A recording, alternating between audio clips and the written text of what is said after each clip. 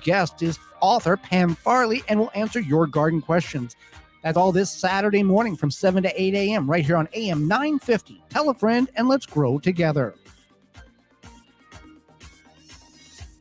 With your AM 950 weather, I'm Brett Johnson. Look for cloudy skies today with a high near 30, tonight cloudy with a low around 20, and Friday cloudy with a high around 36. Come visit the award-winning Hazel's Northeast in Minneapolis for breakfast, lunch, dinner, or weekend brunch. For breakfast, try the slow-cooked brisket hash, hippie cakes, and meat waffle, while for lunch, enjoy favorites like the veggie burger or beet salad. Located off 29th and Johnson and at hazelsnetogo.com. Portions of the following program may be pre-recorded.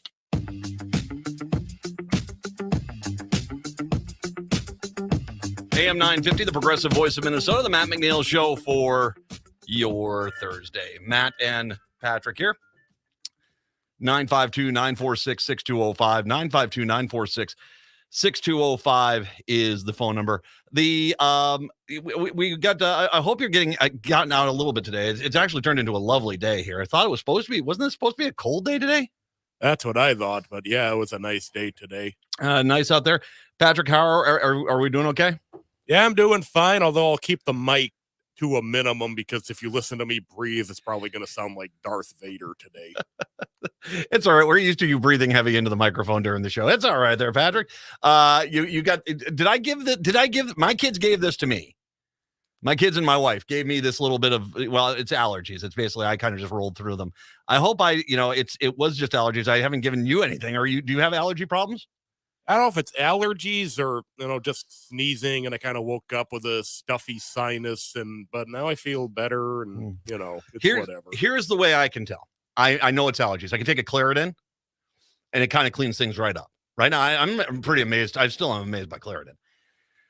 If I take a Claritin and I really don't feel better at all, then I know it's something else. That's when I grab the NyQuil and a pillow. Oh, hello there. 952-946-6205. By the way, we do have our final day of Bill Maher tickets. Bill Maher coming to Mystic Lake Casino on May 21st at Mystic Lake. We have been giving away tickets all week long. So today is your last day to try to win them. We are going to give away a pair of tickets this hour and next hour. So make sure you're listening for your chance to win on that, as well as also you're more than welcome to chime in on the topics of the day. I will say lately it feels like we've talked more sports here, but this is actually a pretty big story. The Gopher women's basketball season ended with a first-round loss to Penn State, Big Ten Conference tournament. Coach Lindsey Whalen, Minnesota Director of Athletics Mark Coyle announced Thursday that Whalen would step down as head coach. She'll remain with the Gopher Athletics as a special assistant to the athletic director through April 12th of 2025. What is interesting about this is that just checking from some of these sports people in town, after that loss yesterday, there didn't seem to be any hint that Whalen, at least from Whalen herself, that she wouldn't be back for next year. That it was kind of like she was, she was already saying, okay, here's what we're going to do for next season. So the question here is, was this her decision, or was she kind of told, we're going to let you resign this position? I'm wondering, I'm betting it was kind of the last one. Yeah, with how sudden it was. I've already seen that speculation too, that it was pretty much, you're out of this job one way or another. You can gracefully exit, or we will make it kind of a pain for you. I'm wondering if the men's team is next. I mean, I understand. Like I said, and I said this before, when they had that 5-star recruit, the kid that was out of California that was going to be coming here. And, when he was going to be coming here, a lot of people are saying, sure, this year is bad, but we're going to get the superstar player. Now he wants out of his commitment to go someplace else. And I'm wondering if that's going to be the end of the current reign of the men's coach too, because the University of Minnesota has had traditionally a pretty strong basketball program, and on both the men's and women's side. And I do not think that they want to have a situation where they want to be the worst team in the conference for the next 20 years. And so my guess would be expect a major women's coach to be hired and expect a major men's coach to be hired if they do indeed decide to part ways with the men's coach. If that's good. I have no internal information I am not part of these discussions. 952-946-6205. 952-946-6205 is the phone number. I wanted to touch on a story I just briefly mentioned yesterday, and this is the story about the passing of the new rules in the Minnesota House that would require a personal finance class as well as an ethnic studies class to graduate, to make graduation requirements.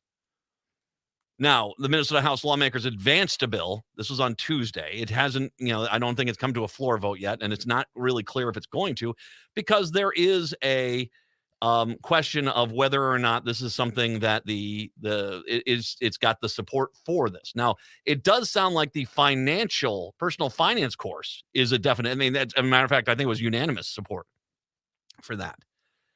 On that. So yeah, indeed it did. The House Finance Bill, which is HF 651, received unanimous support. All right. So everyone's on board with a personal finance course requirement to graduate, which I actually would agree with. I think it is amazing to me how many people I have run into in my career who are 20, 21, 22, and seriously have no idea about personal finance. And I'm like, okay.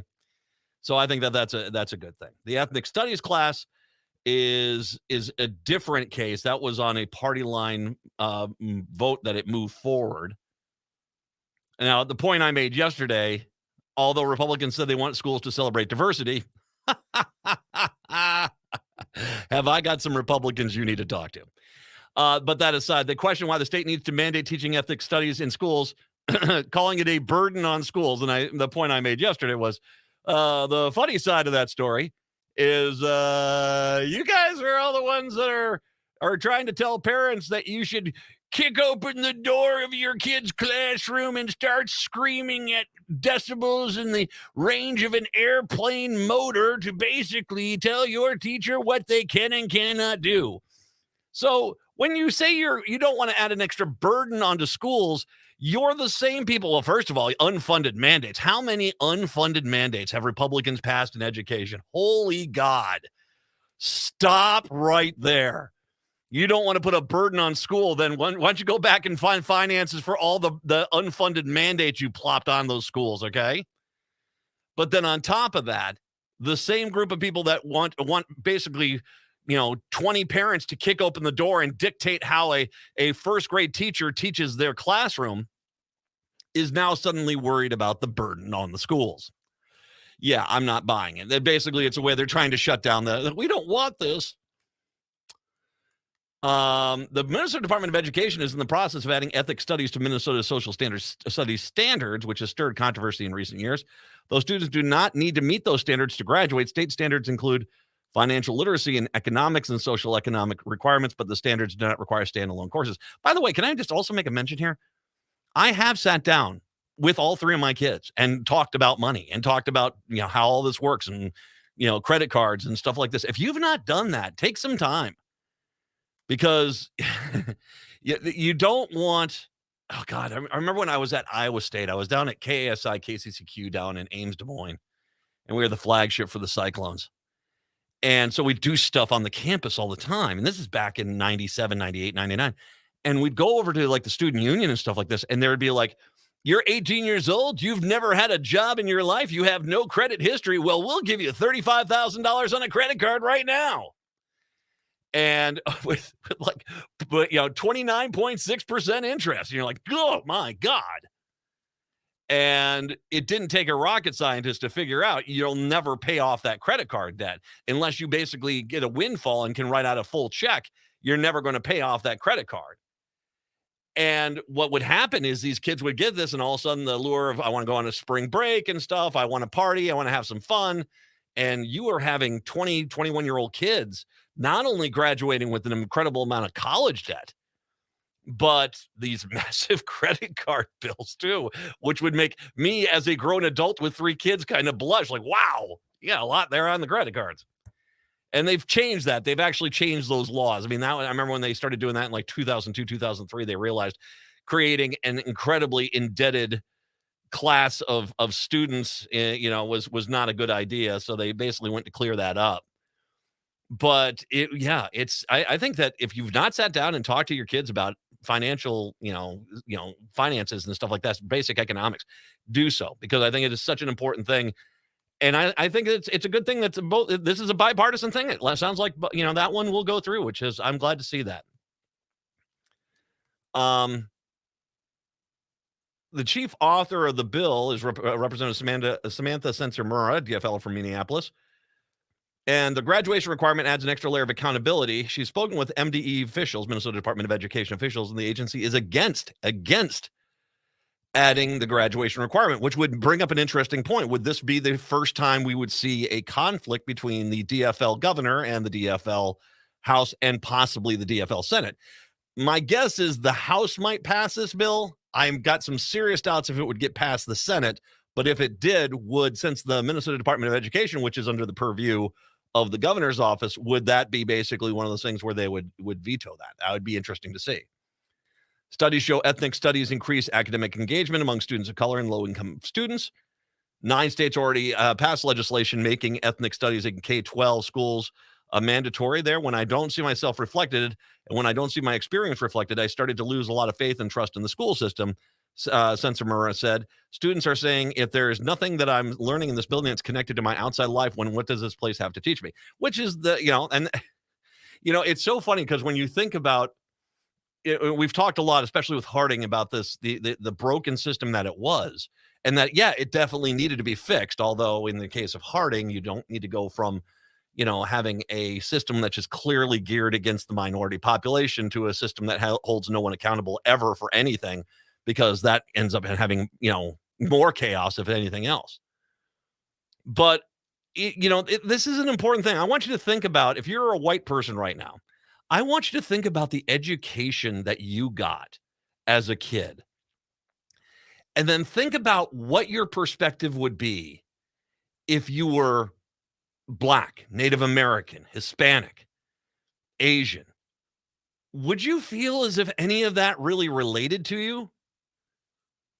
That the amount of Black authors that you would explore in a literature class was maybe one poem from Maya Angelou, and that would be it. The history basically talks about how wasn't it great that the white guys stopped slavery, but doesn't talk about any of the real African American leaders within the community. It doesn't talk about the Tulsa race riots. Doesn't talk about the civil, minimally talks only about the civil rights movement, just in the sense being as boy did a lot of Southern white people get angry, and that was kind of the mentality. Native American, you got Native Americans had to look at American textbooks up until recently and just say, what the hell, man? Where's the part about the genocide? Where's the part about the mass murders? Where's the part about, the horrible treatment, the breaking of the treaties? Where's all that about constantly pushing us off the land? The hanging of people by Lincoln. Where is all that? Yeah, so I mean, it's not. I get the idea here is that what we've had in the past is a very white European-centric based education system, and that has to change. I think my kids are in a school where ethnic studies and I think one of my kids' classes is leaders in Black literature, which is she's loved it. I mean, she's a white child and she's loved it. It's been a very interesting class for her. I think that there are some attempts to change this. I don't know whether or not it will become a standard, though. That's the question. We haven't felt represented in a long time. Jocelyn Themp Montree, a 6th grade student at Worthington Middle School. It's a Latina led by Latina immigrants. I want to know what my people are important to society. Brian Lozinski, a chair of education studies at the Department of Macalester College, said an ethnic studies requirement would help students prepare to engage in the surrounding world and not operate in a bubble. So you have these people coming out saying, clearly this is a problem. This is the reason why I wanted to revisit this, because there's this moment here. And can I tell you how much I love Cheryl Yuakim? Cheryl Yuakim is my house rep. She represents over where I live. And yeah, I love her. She is fantastic. She plays in on this. So it's in this committee hearing. They're having these people testify that the studies do not reflect, the melting pot that we're supposed to be. One person testified against the ethnic studies bill, Jeff Peterson, a volunteer with Foundation Against Intolerance and Racism, an organization which advocates against diversity, equity, and inclusion initiatives. So once again, I want to repeat this. Jeff Peterson, a volunteer with Foundation Against Intolerance and Racism, but it's an organization which advocates against diversity, equity, and inclusion initiatives. Peterson argued that ethnic studies would alienate youth and promote heightened awareness of group differences. You see, it's so easy when you're white and you can just ignore all the problems. Jesus. Would alienate youth. Oh, God. All right. Cheryl Joachim, DFLer from Hopkins, asked Peterson what his academic credentials are. He, by the way, has none. And then compared them to Lazinski, the McAllister professor. So check and freaking mate. Nicely done, Cheryl Joachim. Representative Patricia Mueller, Republican of Austin, asked why the bill includes science as a potential subject to focus on ethnic studies courses on. Lazinski explained that ethnic studies approaches STEM, science, technology, engineering, and math, as not just a technical approach, but a cultural practice, and gave the example of the field of ethnomathematics, which looks at how different cultural groups approach math. Fascinating, actually. I mean, blunt, fascinating.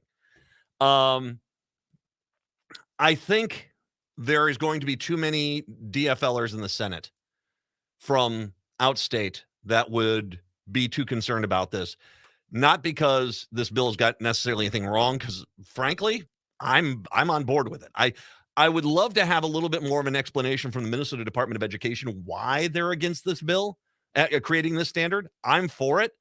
Maybe they've got a very legitimate reason why, and I just don't see it here. But I would say that as a guy who graduated Edina High School in 1986 and then went into the U.S. Army in 1988 and got my first real exposure into minority groups, I was grossly ignorant about the world that we live in. I was insanely ignorant. I had no idea about cultures, but it didn't stop me from thinking I did, because I had grown up in a society where, well, we're white, and so henceforth, when we learn something, we know everything. I mean, it's the Lauren Boebert principle. It's like I said, when she put out the map of the United States that did not have Hawaii or Alaska in there, someone putting out the question is like, it's amazing how confident you are in your ignorance. I thought that was a good line. No, it's we do not prepare ourselves for a multi-ethnic world. And that is the world that we live in. And sure, you can go out to, the ruralist part of this state, and maybe there's one minority in a kid in the school. But, you may think that you've got a lot of experience. The reality is most white people who try to talk authoritatively about minority issues are complete freaking idiots. And I'll throw myself into that category too, even though I've spent a lot of time reading and trying to educate myself and trying to rectify the mistakes of the education system in the past. I have made an effort here, but I'm still woefully inadequate at explaining this. So I think this is a good idea, but we'll have to see what happens there. But I want to just give Cheryl Joachim a big round of applause on that one, calling out the guy. I'm with the group that's against racism. By the way, don't you dare try to talk about equity. Oh, don't you dare! Really? All right. That seems North Pole, South Pole sort of thing. 952-946-6205. 952-946-6205. Take a break. Come on back. It's the Matt McNeil Show right here on AM 950.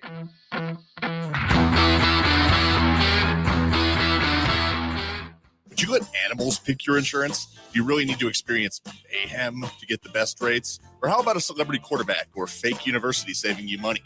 There's a lot of marketing stunts when it comes to insurance, but what you really need is someone looking out for you. Call Array Insurance, and they will work hard to find you the best insurance coverage and rates.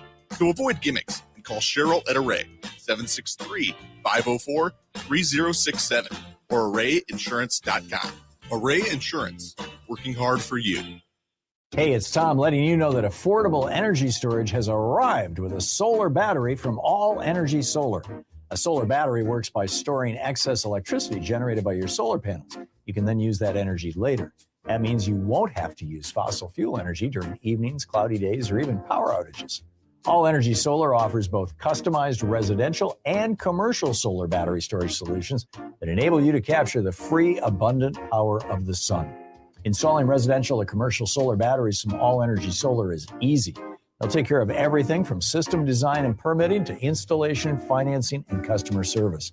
And best of all, the Inflation Reduction Act included an extension and increase to the federal solar tax credit. That tax credit will also apply to your battery backup, saving you even more money.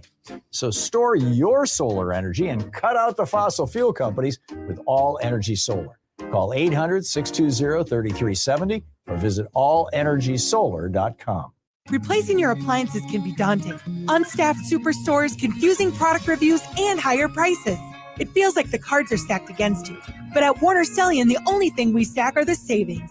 Right now, save an extra $50 to $500 on each new appliance on top of instant savings. Then get a bonus for each extra appliance you add for up to $500. And you'll save time with our specialists. From shopping to free professional delivery. Stack savings you can't get elsewhere from Minnesota's appliance specialist, Warner Stellian.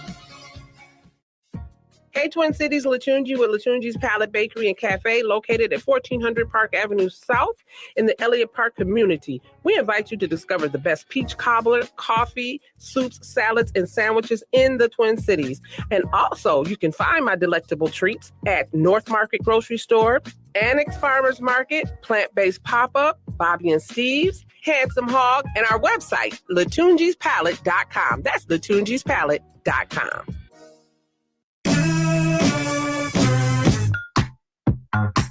AM 950, the progressive voice of Minnesota, the Matt McNeil Show. 952-946-6205, 952-946-6205. A story out today, kind of a scary one here. 2 recent St. Thomas Academy graduates are suing the all-male military Catholic school in Mendota Heights, alleging that they were subjected to groping and other inappropriate behavior during hazing incidents by other students. Plaintiffs say their experience. Now, okay, let me stop. Let me take a moment here, and I think probably in that last group of school condoned hazing rituals, where the school basically set the hazing ritual up saying, yeah, you can go beat the living daylights out of the kids in the parking lot. You're going to kind of do this. I'm not saying hazing rituals didn't continue after us, but the mentality became, don't ask, don't tell sort of thing in regards to them. They basically went behind closed doors. And yes, coaches and teachers and administrators knew these things were going on, but they kind of kept it quiet. Now, I'm not saying that definitively anything's gone over here. I have no information about this case at St. Thomas Academy, but what I'm talking about is when I was, and I can tell you exactly what happened when I was in band at Edina, and we used to have a hazing ritual sort of thing.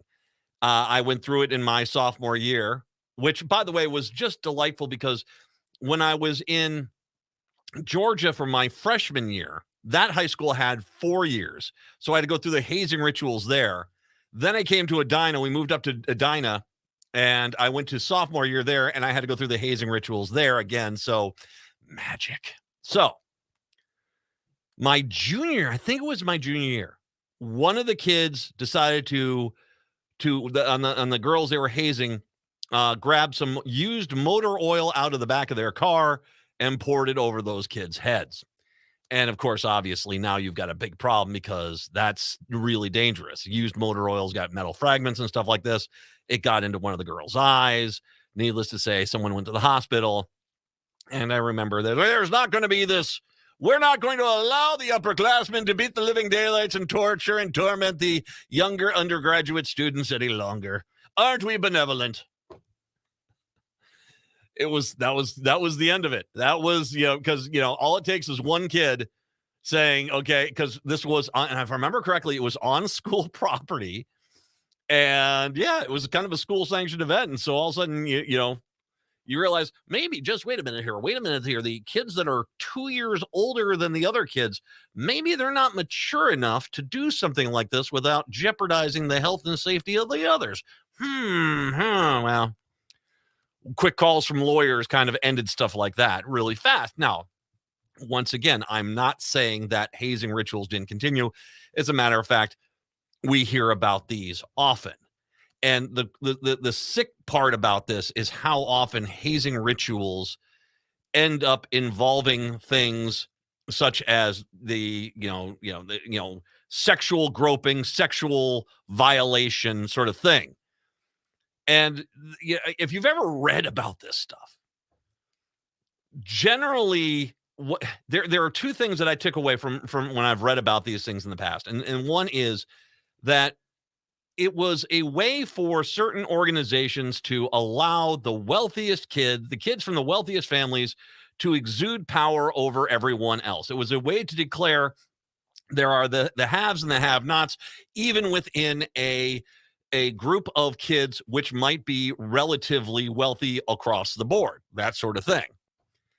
The other thing is that almost every one of these kids that when you read about cases where hazing rituals happened and there was violation of a student some way in this hazing ritual. Imagine, wasn't it Proctor? Not that long ago up in Proctor, there was an allegation. I'm not sure exactly. I know that there was a lawsuit up there. I think they settled out of court, and I don't think anything came to light, but necessarily there were some pretty horrific allegations. Most of the time, the people that are doing that have themselves been violated and in turn are trying to find some level of solace by doing it to someone else. That was the psychological evaluations, that is a common thing, that this happened to me, so I'm going to do it to someone else. And that there is a moment afterwards where you realize that no, this is not helped me. I've got problems. I'm scarred, and now I've scarred someone else, and that sort of thing. It is, hazing rituals are indeed they are something that needs to go away. Now, I will also tell you what, I'm going to take a break. When I come back, I want to share another story I had back when my kid was young, and I was talking about someone going to a private school. I don't want to say necessarily which one, but we were thinking about sending our kid to a private school. And I talked to someone who had kids go through a private school, and he actually said, I wouldn't do this because of the hazing and the culture within the school. I'll talk about that, and then I'll get back into the story here. Once again, nothing here relates to St. Thomas Academy. I'll get to that story directly, because obviously that these are allegations right now. We'll have to find out more about that, but we'll talk more about it. It's the Matt McNeil Show right here on AM 950. Hi, I'm Mary T. of the Mary T. family of companies. Our new Camellia Rose Assisted Living and Memory Care is a bold reimagining of what assisted living can be. Our emphasis is on creative meals, outdoor walking paths, and a spectrum of restorative therapies and activities. We are founded on a history of care. We are dedicated to enriching lives. Learn more about Camellia Rose Assisted Living and Memory Care by visiting marytinc.com. We're facing into some of the greatest challenges the world has faced in decades. How do we address this great transformation in how we deal with land, how we engage with people, how we produce enough food but produce it just and regeneratively? And how do we do that at a time of social, economic, and climatic emergency? Attend the Regenerative Agriculture and Food Systems Summit in Chicago on March 28th and 29th.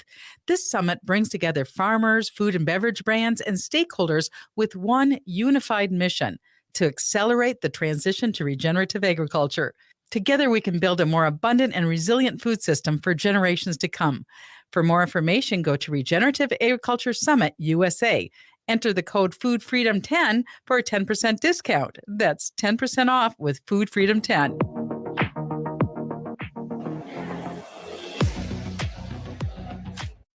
Hi, this is Frank Brown, owner of Minuteman Press Uptown, Minnesota's only minority-owned union printing company. And I have big news. We've moved. Our new building in North Minneapolis is much larger with state-of-the-art equipment. That means we can get your projects done faster. We're on Washington Avenue North off I-94 at the Dowling exit, which allows for quick pickup and drop-off with plenty of free parking. And yes, we still print everything. I moved to MP Uptown because as a Black business owner, I want to be in North Minneapolis and help provide jobs. At MP Uptown, we pay above living wages, hire people who have made mistakes in the past, and believe in social justice. We have over 175 Google reviews with a 5-star rating.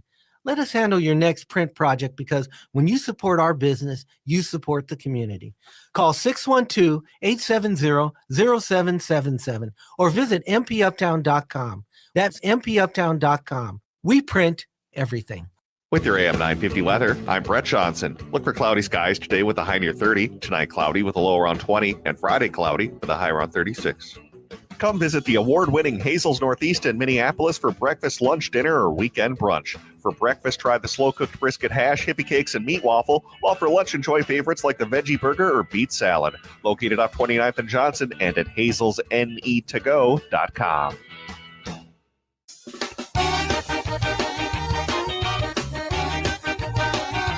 AM 950, the progressive voice of Minnesota, the Matt McNeil Show.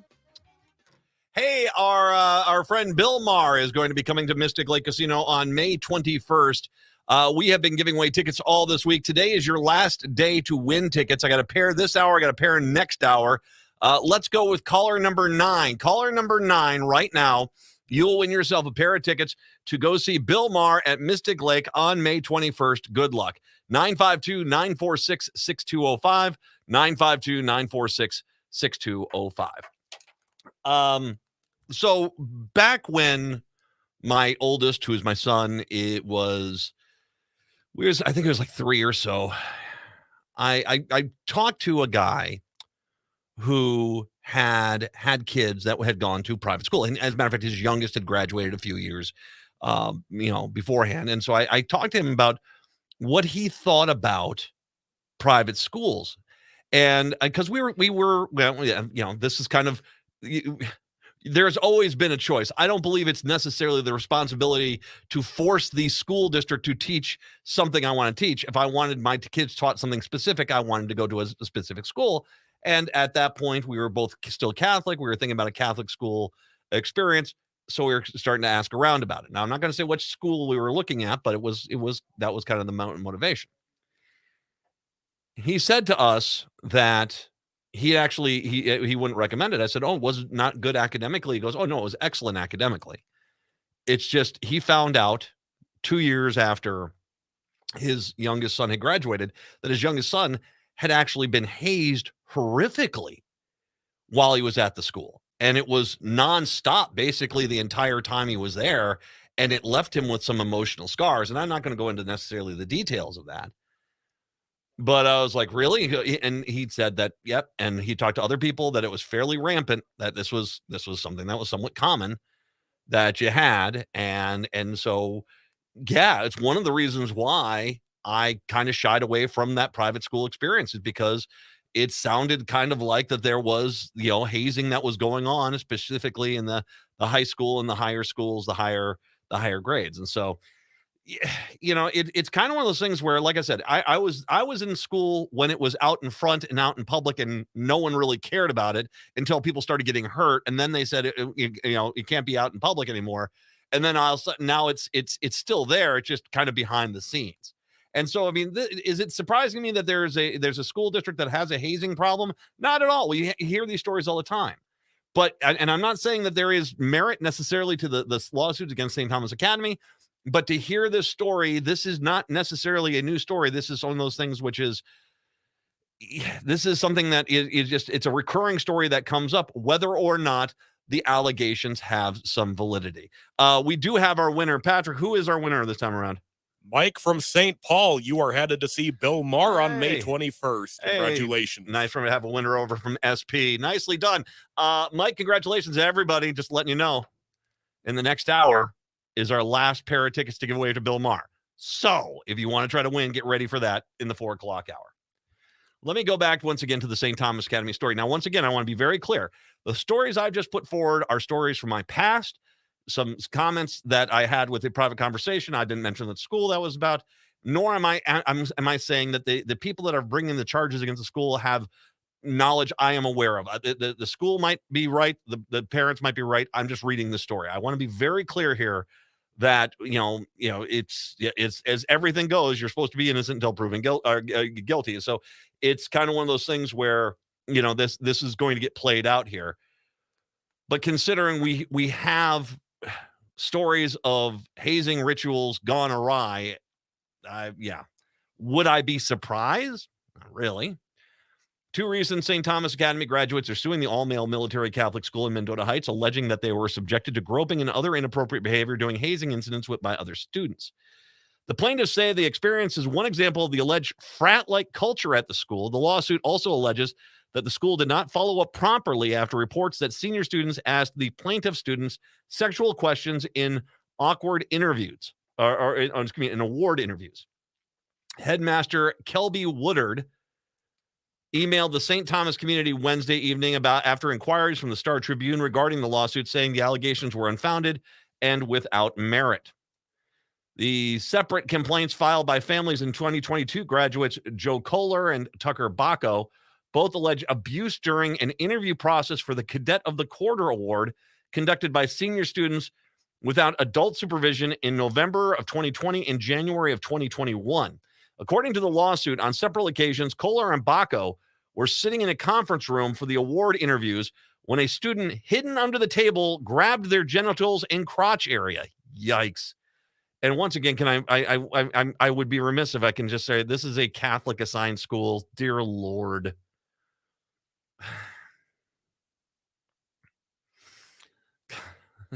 It's a Catholic affiliated school. Oh, dear Lord. That's a pretty serious allegation. In Kohler's interview, the lawsuit alleges students chewed up food and forced him to eat it by spitting it into his mouth. Wow. They also showed Kohler photoshopped images of him getting shot in the head and kissing a man, the complaint says.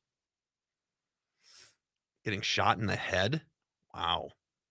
In Bacco's interview, the student who grabbed his crotch allegedly sat on his lap with his arms around Bacco's neck for the rest of the interview. The suit also alleges faculty member Colonel Neil Hetherington did not respond. Oh, God. Yeah, can I just say this? As a guy that was actually in the military, can you just scrap the freaking military? I'm the colonel. No, you're not. You're at a school, dude. I mean, the colonel's in the military. Don't get me wrong. It's a tough job. Running a school is a tough job. But colonel in the military, never mind. Neil Hetherington did not respond appropriately to other concerns of the plaintiffs, saying students inappropriate sexual questions while deciding who made the top 20 student list in the military class. In discussing claims of overall school culture, the complaint alleges unwanted touching such as butt slapping and crotch grabbing was prevalent throughout the school day on a regular basis. They also allege racist, sexist, and homophobic comments made in the school regularly. The suits were filed January 25th in Dakota County District Court. The school filed a motion soon after requesting the court dismiss both suits. In an interview with the Star Tribune, Woodard stressed that the alleged conduct was among students and not staff. He also said the plan, thank God. I mean, especially considering, once again, this is a Catholic affiliated school. He also said the plaintiff families did not make the school aware of the alleged abuse until after their sons were disciplined for something unrelated in November of 2021. Ah, I see. Had the alleged offense been reported on a timely basis, we have acted swiftly to investigate. Oh, so you see the problem here. It's not the allegations of abuse. It's the timeline here. I mean, let me pull up the calendar here. Now you'll see the real violation here when I pull up October here. Come on, man. Seriously.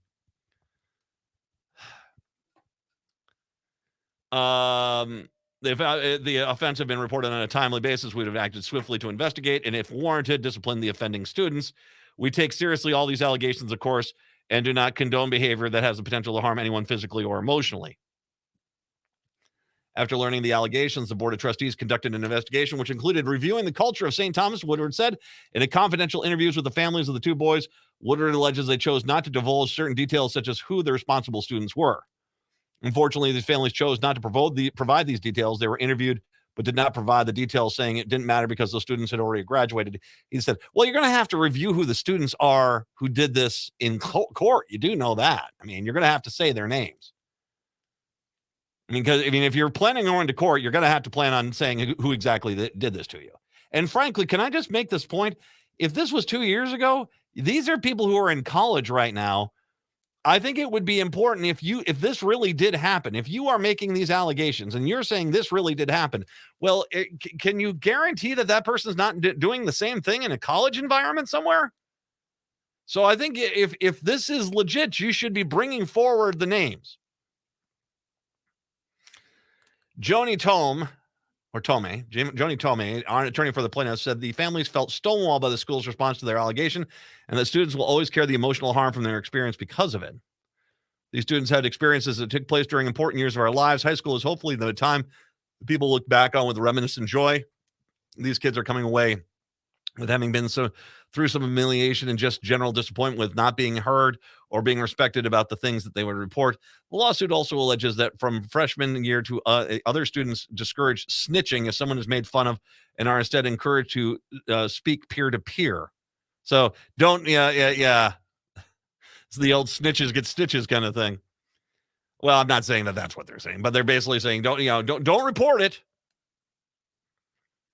The school's investigation found insufficient evidence to validate the claims against the school, Woodward wrote in his email, and they did not find substantive or systemic deficiencies in the character development program. Some recommendations for improvement did come out of the investigation were implemented, the email states. Wow, you guys move fast on that. All right. St. Thomas Academy, stop talking about the timeline. All right. That makes it look like you're trying to hide. You should have brought this to our attention back then. Well, maybe they were dealing with the emotional trauma of having to been assaulted. I'm doing point counterpoint here, okay? Because I'm going to bring a point for St. Thomas Academy in a second. But what I'll say is that, forget about talking about the timeline. If you truly care about what happens at your school, you should if someone came to you and said back in 1995, you should take it seriously at that point. You shouldn't talk about, well, you ran out the timeline of being able to make a request on this, so nothing bad ever happened. So, all right. That's not a good argument. That being said, when I understand these students don't necessarily want to name the other students, but if you're taking it to this level, I think you kind of have to. I think the idea of that when you went to the school's like, okay, all right, who did this? We will take care of it. We'll review this. You should, at the very least, because once again, if your argument is, well, they're no longer at the school, well, then they're no longer at the school. You telling the school who the names are, I guess maybe it's the concern would be that they would, the school would immediately call the families of the students who were alleged to have committed the harassment, the hazing, and immediately went out there and, lawyered up and, tried to countersue and stuff like this. I guess I could see that to a point. But the reality is I think that if you're going to go through with this, and if you were abused,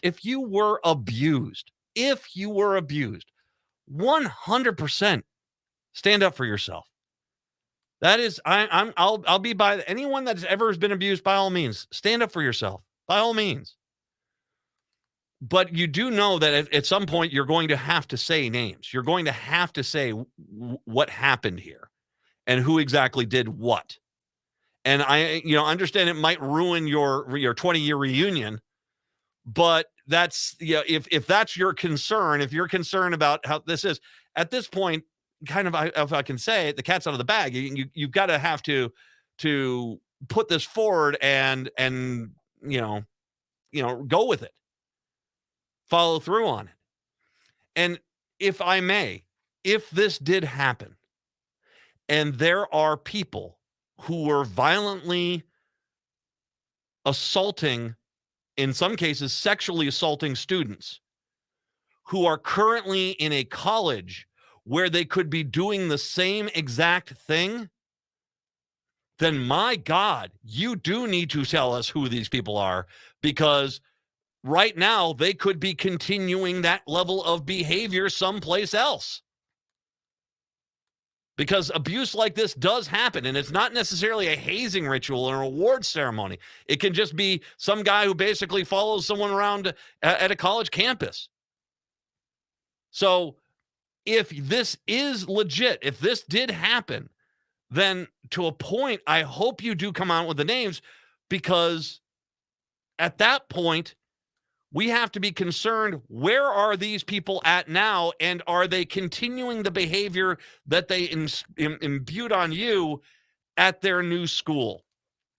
I pray not.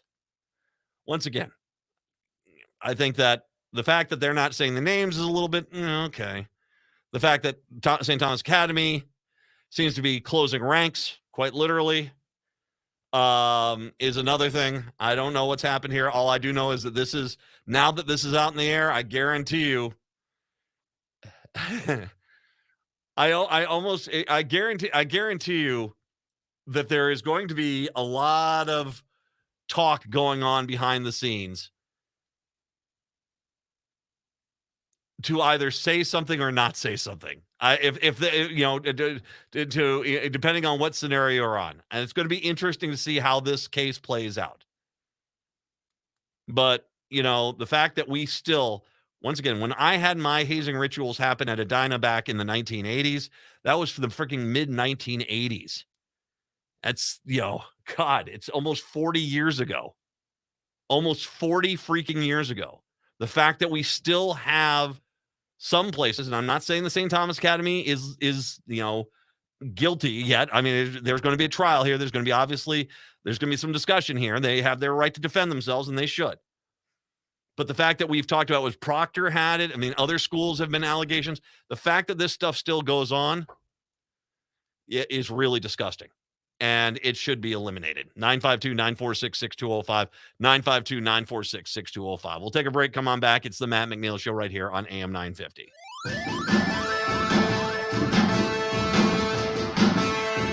International Women's Day is on March 8th. Join us in celebrating by supporting the Equal Rights Amendment, or ERA. This is not your grandma's ERA. The new ERA language protects people regardless of race, color, creed, sexual orientation, gender identity or expression, age, disability, ancestry, or national origin. Bring your friends and family to the Minnesota Capitol for ERA Capital Action Day on March 8th. Let's send a message that equality has no qualifiers. More at eramn.org. Power Radio Hour. Hi, this is Paul Metza. Thanks for listening to the Wall of Power Radio Hour for the last 5 years on AM 950. We air every Saturday night at 6 p.m. We have artists, musicians, private detectives, politicians, and more. On AM 950, the progressive voice of Minnesota. It's lights out at Rudy Luther Toyota. Are there some mysterious lights lighting up your dashboard? Then head over to Rudy Luther Toyota and have them check out your vehicle to make sure it's safe. And scheduling an appointment is really easy. Head to RudyLutherToyota.com. Click on the lights out section and then follow the simple instructions to schedule up your service that fits your schedule. Then bring in your vehicle and have them turn those lights off. It's lights out at Luther. To schedule up your lights out service appointment, head to RudyLutherToyota.com.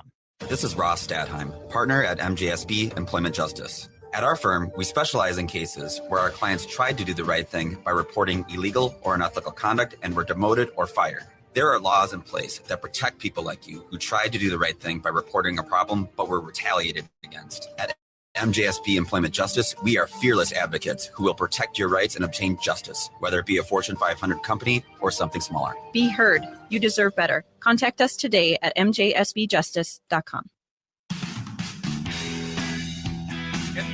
AM 950, the progressive voice of Minnesota, the Matt McNeil Show. 952-946-6205, 952-946-6205. On a completely different topic here. So I'm at the grocery store today. I'm with my daughter. Now, yesterday, Racket, the online periodical that's from the guys that used to be at City Pages, put out a fairly good article about the trials of trying to be a TikTok celebrity, particularly for some bands, and Vile and Gully Boys and Dury, bands I'm a fan of. They're all kind of featured in there. And how it's basically, it's incredibly hard to be a TikTok celebrity. And it was in because you can, and the term is kind of the term is a one-hit wonder sort of thing. And it was funny because as I was thinking about the story as I'm walking through the grocery store today, they were playing 80s one-hit wonder channel. It was great, man. I was listening to some really good ones. And it kind of dawned on me, it's like, at least when I hear Tenderness from General Public or something like that, that it basically, you're dealing with a song that is what it is technically a one-hit wonder, is a song that is basically, going to live on forever. And even though that this is only thing that they're going to be, known for, M-pop music, stuff like that, they still have a song that occasionally gets played on a radio station is there. I looked at my daughter and I said, she watches TikTok sometimes. And I said, how many TikTok, did you watch TikTok last night? I said, yes. I said, could you describe any one video for me? She goes, no. Wow. That's incredibly fleeting. Now, we've had Dury, the band Dury, on. Adam Dury came on the show, and just fantastic. And I can't tell you how happy I am that Dury is having an incredible amount of success. They're selling out shows nationwide. They're heading on the tour. But his story was pretty cool. He was in a few bands. When the pandemic hit, he was at home with his sister. They decided to write some music, do some TikTok videos, ended up being a huge success. And they basically went out. And I think that they have graduated from kind of that TikTok celebrity, although they still put TikTok videos out, to much more of a mainstream crowd. And that's where they're at. And that's why I'm happy for them. But these bands that go on out there, I mean, social media is freaking relentless.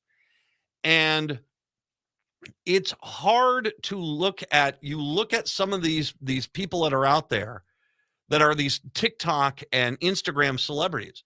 And what you don't realize is in a lot of these cases, especially the younger kids, that's dad's money. Dad's built up a professional photography studio. Dad's brought in a professional video editor and top-notch editing, video equipment. He's brought in a makeup consultant for their daughter. He's brought in a fitness specialist for their daughter. He's been brought in content consultants for their daughter that they go on out there just to make it seem like everything's spontaneous, that this is just stuff that happens. Here I am walking around like, here I am. Wee, TikTok. Yeah, it's kind of pointless. I mean, it is. I mean, sometimes there's an interesting video on there. I find the restoration and the woodworking videos kind of entertaining, but there's not a lot there. And so when you start doing it, and one of the things the article talks about is that the bands that try to do this, they try to keep up with it, but it is a nonstop entity. And I don't blame you. It is hard to do that. And sure, some people have great success. That's fine. They'll and good for them. But the reality is that that's not the real world. And there are very few people that really start from bare bones basic without mom and dad bankrolling them that make it somewhat big. And usually it's within a niche, like you're a big fan of, say, Marvel movies, or you do really good makeup tutorials on because you like doing it for your eyes or something like that. That's what really makes it. And I talked to my daughter about it, and she sort of said, do you think that there'll be conferences or conventions in the future where you guys look at like TikTok video people and Instagram people, and you go and you meet and you remember that great video? Remember that one? She goes, oh God, no. I said, yeah, it's such a fleeting medium. It is such a fleeting medium. And it's really sad that the fall off the street side curve is about 1,000 feet. But that's what it is. I'll tell you what, celebrity today, I don't think Andy Warhol understood the entire complexities of it all. Hour number 2, that's coming up next. Hi, this is Laura, and I want to tell you about my family's favorite thing. It's our wood stove. We bought it about 14 years ago from Woodland Stoves and Fireplaces. And see, the wood stove has actually paid for itself because we can keep the main area that we live in toasty warm with this great moist heat. But more important than saving money, it has actually improved our lives. Having a fire simplifies life. It provides comfort. It sort of takes the chill out of winter. I'm Peter Solak. In 1977, I started Woodland Stoves and Fireplaces, and I experienced the simple joy of warming myself by a fire. I also realized that the place and the way we embrace fire has evolved in a diversity of forms and styles. So at Woodland Stoves and Fireplaces, we have brought together the widest selection of our fireplace products and technical knowledge in the Twin Cities. Our mission is to use our knowledge to help you choose the design and function that is right for you and your home. Visit Woodland Stoves and Fireplaces today and find the right fire for you. Hey, Minnesota, it's Brad Friedman, host of the Bradcast. You're listening to AM 950 KTNF, St. Louis Park, Minneapolis, St. Paul, the progressive voice of Minnesota. AP News. I'm Ed Donahue. The governor of Tennessee has signed a bill to limit drag shows in the state. It's meant to extinguish popular drag story hours in which drag queens read to kids. The word drag is not mentioned in the bill. Instead, it changes the definition of adult cabaret in Tennessee's law to mean adult-oriented performances that are harmful to minors. Republican lawmakers advanced a bill aimed at putting limits on drag shows in Kentucky. A juror was removed from the jury that will soon deliberate the fate of disgraced South Carolina attorney Alec Murdaugh in his double murder trial. The reason? She discussed the case with other people. 5 other jurors have now been removed. The defense has been presenting closing statements. Attorney Jim Griffin says this case was not handled well by investigators. We believe that we've shown conclusively that SLED failed miserably in investigating this case. And had they done a competent job, that Alec would have been excluded from that circle. Murdaugh is accused of killing his wife and son and faces 30 years to life in prison. The House Ethics Committee announced it's launching an investigation into embattled New York Republican George Santos. The Justice Department says former President Donald Trump can be sued by injured Capitol police officers and Democratic lawmakers over the Capitol riot. Federal officials have begun investigating a close call between planes in Boston, and they provided new details about a harrowing incident at an airport in Texas. The NTSB said it has not determined exactly how close a FedEx cargo plane passed over the top of a Southwest Airlines jet last month in Austin, Texas. One official said it's within about 100 feet of each other. The Los Angeles Lakers say LeBron James is expected to miss most of the month of March with an injured tendon in his right foot. The Dow finished up 341 points. This is AP News.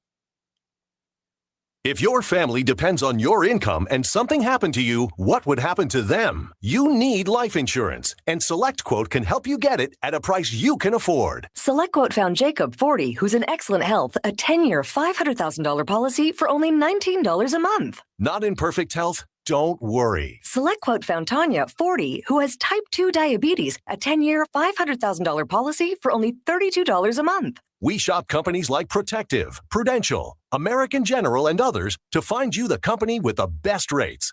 Give your family the security they need at a price you can afford. For your free quote, call 1-800-885-8811. That's 1-800-885-8811. Or go to SelectQuote.com. That's 1-800-885-8811. SelectQuote. We shop, you save. Get full details on the example policies at selectquote.com/commercials. Your premium could vary depending on your health, issuing company, and other factors. Not available in all states. SeniorCommunities.guide is your free online website to find housing, care, and resources for seniors in Minnesota. Use the powerful, award-winning search tool to quickly improve your search. You will have all the information you need to contact providers directly without any hassle. Start your search now at SeniorCommunities.guide and follow us on Facebook for interesting articles, helpful advice, and how older adults are changing the world. SeniorCommunities.guide. Winter is here, and there's a good chance your home isn't being heated efficiently. And it's likely because of air sealing and insulation problems. Inadequate attic insulation is the leading contributor to high energy bills, cold rooms, and ice dams. Great news, the energy-efficient pros at Snap Construction can fix it all. Stop the heat from leaking out and save. Call 612-333-SNAP or visit snapconstruction.com for your free infrared energy inspection. Install with Snap Construction and qualify for over $750 in rebates and incentives. State and city programs are now offering 0% financing for qualifying insulation upgrades. So call Snap Construction for your free insulation energy consultation and start saving on your energy bills. Call 612-333-SNAP. That's 612-333-SNAP. Or visit snapconstruction.com. Snap Construction is arguably the most well-reviewed insulation and exterior contractor in the metro area. Visit snapconstruction.com. With your AM 950 weather, I'm Brett Johnson. Look for cloudy skies today with a high near 30, tonight cloudy with a low around 20, and Friday cloudy with a high around 36. Come visit the award-winning Hazel's Northeast in Minneapolis for breakfast, lunch, dinner, or weekend brunch. For breakfast, try the slow-cooked brisket hash, hippie cakes, and meat waffle, while for lunch, enjoy favorites like the veggie burger or beet salad. Located off 29th and Johnson and at hazelsnetogo.com. Portions of the following program may be pre-recorded. Hour number 2 of the show on your Thursday. Good to be with you. Matt and Patrick here. 952-946-6205. 952-946-6205 is the phone number. Patrick, this safety tip from the National Park Service. Sacrificing a slower friend isn't the way to escape bears, the National Park Service says. Dear Lord. I would say that's a good call, you know? That's probably, yes, a good call. I've seen a variation on this one that don't make fun of your chubbier friends. One of them may save your life if you're being chased by a bear. Well, this is actually the National Park Service saying don't sacrifice. Has this been a problem? Have we had this happen out there too much where it's like, you know, hey, I was going to, try to save you and all, but, as snow melts and spring approaches, bears get more active. The National Park Service is sharing some bear safety advice. It's not the best advice. When you come across a bear, never push down a slower friend, even if you feel the friendship has run its course. Well, okay. What are you doing in the park with someone that you're not really friends with anyway? I mean, I think that's really your first problem there. If you come across a bear, never push your friend down. God, how is this just a sign of how cold-hearted our society has gotten? Yeah. It's gonna be me or you. I've already made the decision, friend. The tweet garnered more than 17,000 retweets, 146,000 likes by Wednesday, March 1st. Sage advice there, Yeah. Let's not sacrifice, loved ones for your own, benefit. Okay, fine. I'm not going to deny that there's probably some legitimacy in the, help desk idea here.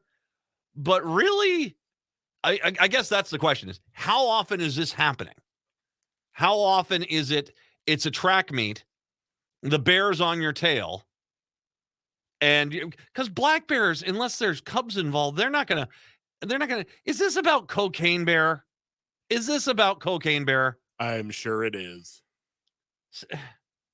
Well, first of all, stop littering the wildlife with cocaine, because it's not just cocaine bear. I mean, for God's sakes, a red squirrel will explode, man. They're already frenetic enough. The otters get into that stuff, boom, they'll just explode. Cocaine bear's impact on our society is actually going to be a long, hard. If you are going to the wilderness, first of all, might I suggest this? Don't go with someone that you're really not getting along with, because you're out in the wilderness. And yes, it's granted that it's really pretty and you can enjoy things. Maybe you can make amends, but you don't want to do that. If you don't want to go out there with someone that, if you're actually thinking, like, well, if I have to, I'll push Cheryl down over there and run for the hills. Don't, dear God, idiocracy sometimes sounds like it feels like it is coming to life more and more and more every day. 952-946-6205. Oh, I guess, yeah, Continuing on this thread. Do you know, when was the last time you were out in Orono? Probably for football, but that's not actually in Orono. It's kind of on the outskirts. So I think it's been a while since I was in Orono itself. It's over by Long Lake, right? Yeah. Yeah, it's over on the north side of Lake Minnetonka. It's a quaint little community. John Reenan's got a pretty good one here. Because this story takes a bit of a turn here. And then it keeps turning, so buckle up. I want you guys to all buckle up here, all right? The newest member of the Orono City Council said it's time to bring a halt to the chaos that has plagued council meetings for nearly a year. Elisa Benson, elected to the council in November, said her first few months in the office have been troubling and disheartening, as angry exchanges between citizens and Mayor Dennis Walsh have been a regular occurrence at council meetings. This is something that has been an ongoing issue and escalated over time. Benson said, I do know that we are individuals in the community who are concerned about coming to public comment because of these exchanges. We're reaching the point of needing this to be addressed. I have people calling me saying, what are you going to do about this? So obviously, and it sounds pretty passionate here. Benson said it might be time for the city to consider hiring a mediator to resolve the conflicts that erupt at virtually every meeting. In recent council meetings, Walsh, this is the mayor, has cursed at member of the public and referred to former city officials as clowns. He often bangs his gavel furiously when a speaker runs over the allotted 3 minutes during a public comment session. I keep thinking of Mel Brooks in Blazing Saddles. You know, at one meeting, Walsh buried his nose in a newspaper as a critic addressed the council. Wow. So he's really a jackass. That's what he is. At another, a city police officer had to break up a confrontation at the meeting between a speaker and a member of the audience. The angriest exchanges have been between Walsh and Brad Erickson, an Orono business owner. Last year, Walsh sent Erickson an anti-masking video that links mask mandates to the Holocaust. Oh, my God. This is the mayor. And by the way, we're not done with this trip yet. We're not done with this journey at all. At all. The mayor of Orono sent a business leader an anti-masking video with mask mandates, linking mask mandates to the Holocaust. Wow. In the video, a narrator dressed as the Joker from the movie of the same name. Okay, so I want you to... Oh, God. So the mayor of this town says, I'm going to talk to a business leader in this town by sending them a video, and the narrator is dressed as the Joker from Batman. There's God. All right. Here's where the narrator steps in. Dressed as the Joker, mind you.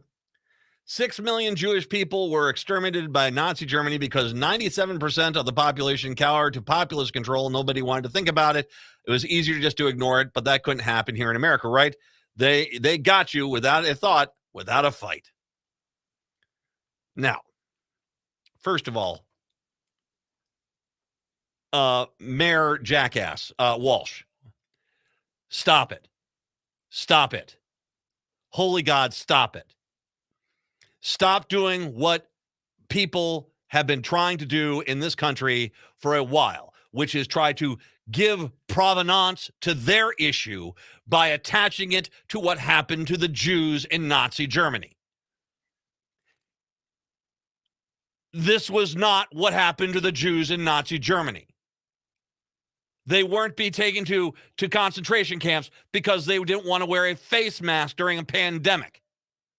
Or that they couldn't go because they wanted to go get buffalo wings at a freaking sports bar during a pandemic. They were being annihilated because they were Jewish. So you even trying to bring this into this video is stupid beyond stupid, you moron. I don't know if anyone's told you this, but there you go. Second of all, are you saying 97% of people were against the COVID policies? Dude, you have no clue. The vast majority of people, no one liked it. What was there to like? But we went along with it because we were trying not to kill each other during a pandemic. So no, 90, and by the way, I can make an argument as a person that studied, I took a college class when I was in the military over there in Germany about the rise and fall of the Third Reich. And I can tell you right now, 97% of the German population was not cowering under the Nazis. There were a lot of people that were very much full force on with the Nazis. And that's the shame that they have.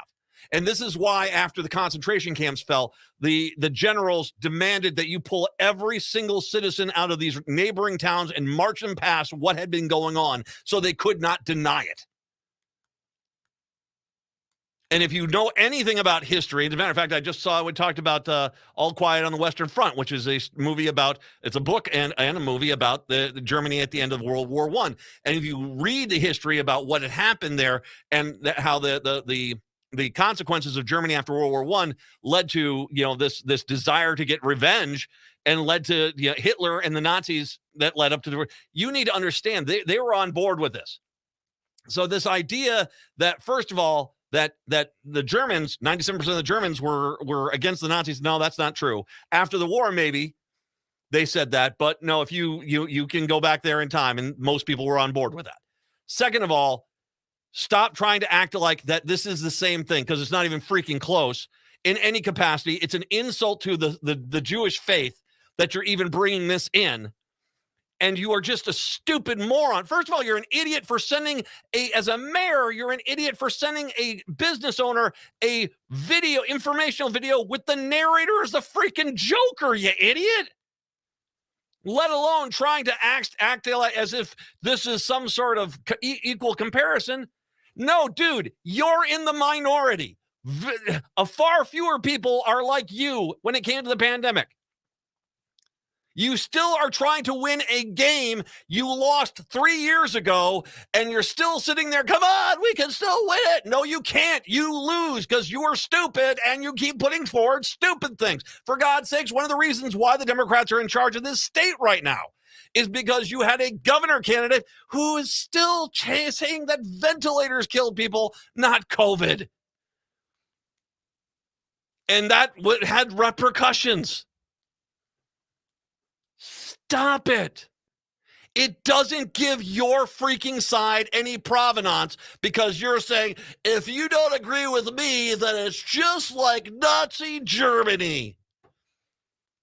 No, you're a moron who is so desperate to be taken seriously that you'll take one of the worst things that ever happened on the freaking planet and attach it to your petty little, pissing contest that you're still having with yourself in an effort to try to make it look like you're intelligent. Stop it. You look like an idiot. Well, you are an idiot. It's the mayor of a town. You sent a video to a business owner in this town with the Joker as the narrator. Not even getting into the atrocious subject matter of it. You should lose your position just for that alone, you idiot.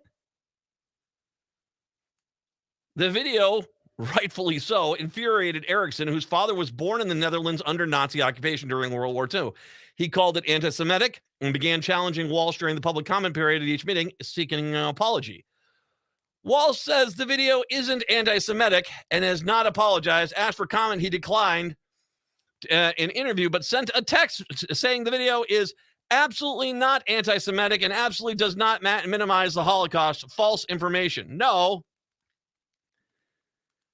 What you're doing is you're not, okay, first of all, I think it is anti-Semitic because you're taking something that happened to the Jews and trying to attach your issue to it.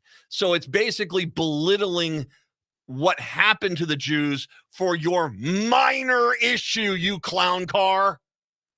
Dear Lord. The problem isn't that you minimize necessarily the Holocaust. The problem is you're trying to turn your cause into this just as much of an outrage as the Holocaust. You freaking idiot.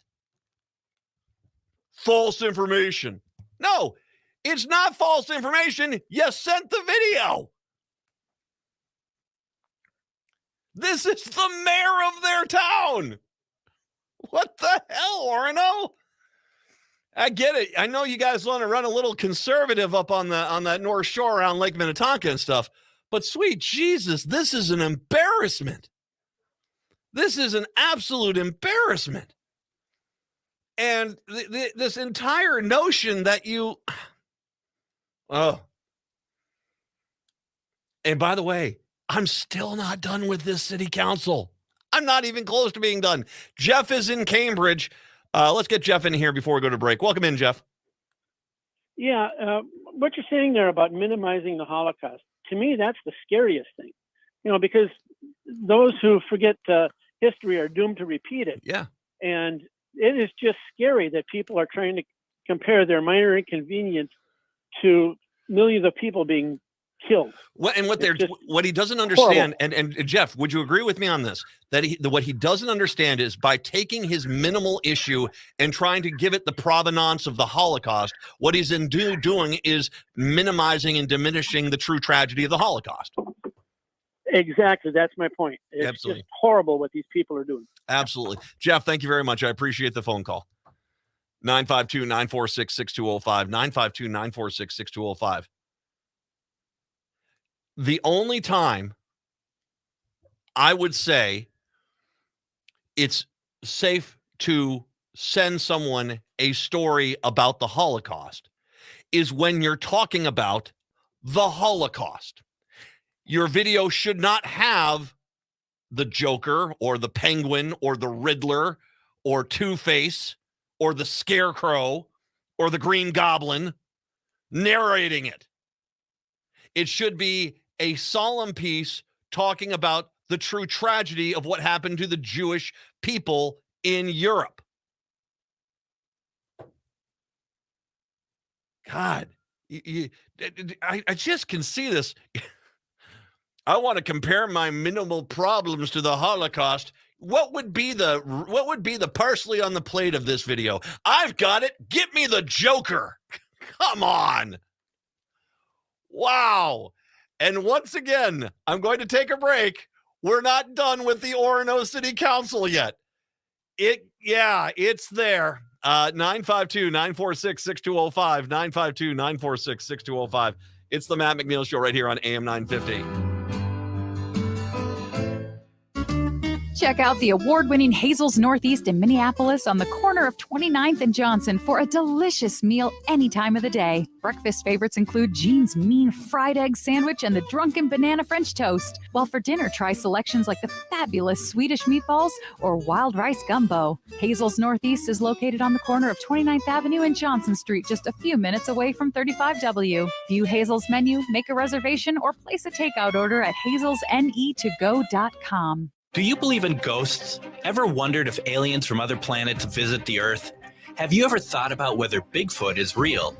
My name is Greg Bakken, and on my new show, Ghostbox Radio, we'll have these conversations about the paranormal, ufology, Bigfoot, or just the unusual, bringing together guests who are experts in these fields. Join me every Sunday at 4 p.m. for Ghostbox Radio with Greg Bakken on AM 950, even if you're a skeptic. Hi, I'm Scott Shambot from Shambot Family Dentistry. We're the fear-free, shame-free dental office. We know dental anxiety and dental phobia are real. We'll take the time to get to know you and give you what you need to be comfortable at all times. We offer free nitrous oxide laughing gas and have high-tech options to help you feel calm and relaxed during your appointments. We'll help you get through every appointment in the most pain-free way possible. If you're having a dental emergency, we'll try and get you in the same day you call because we don't like to see anyone in pain. As my daughter Rachel says, if you don't see my dad, please see another dentist. Take care of your teeth because they're the only ones you get. This is Chad, owner of AM 950. I've been going to Shambot Family Dentistry for years. They get me in last minute when I'm in pain and make regular checkups easy and comfortable. Shamblat Family Dentistry in Hopkins and St. Paul. Find them online at shamblatfamilydentistry.com or call 1-800-FIX-MY-TEETH. Seward Co-op is now offering convenient self-serve and prepackaged hot options and salad bars at both the Franklin and Friendship stores. Breakfast items available daily until 11 a.m. and brunch served all day every Sunday. Their weekly lunch and dinner menus highlight cuisines from around the world. They offer vegan, vegetarian, and gluten-free options daily. 95% of the ingredients used are organic from small-scale, local community food producers whenever possible. More at seward.coop.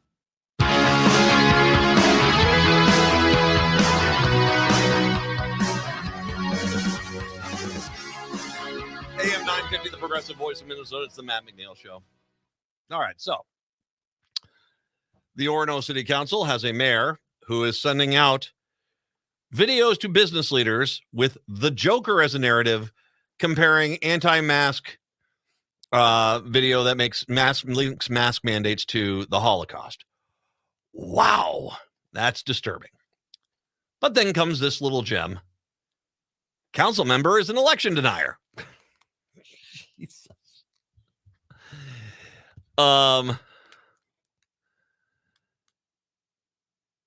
In his emotional council appearances, Erickson has criticized council member Richard Crosby II, an election denier who has attended protests at the Minnesota Capitol and at the governor's mansion. They have the evidence. They have the affidavits. The election was stolen. Trump is the man, Crosby said in a video interview at a protest outside the governor's mansion. All right. Let's just pull back here and peel back the little Crosby onion here, shall we? If you've got the evidence, if you have the affidavits, maybe, just maybe, in the hundreds of court cases you guys have brought, someone should introduce them as, I don't know, evidence of the crime.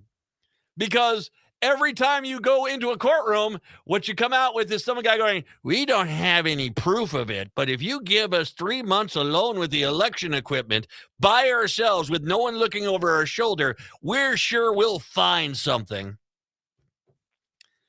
They actually went down that little rabbit hole in Arizona and actually found that the Democrats had won more votes. So, yeah, you're making it up. You just are. You just. I get it. You wanted Trump to win really bad. He lost, and you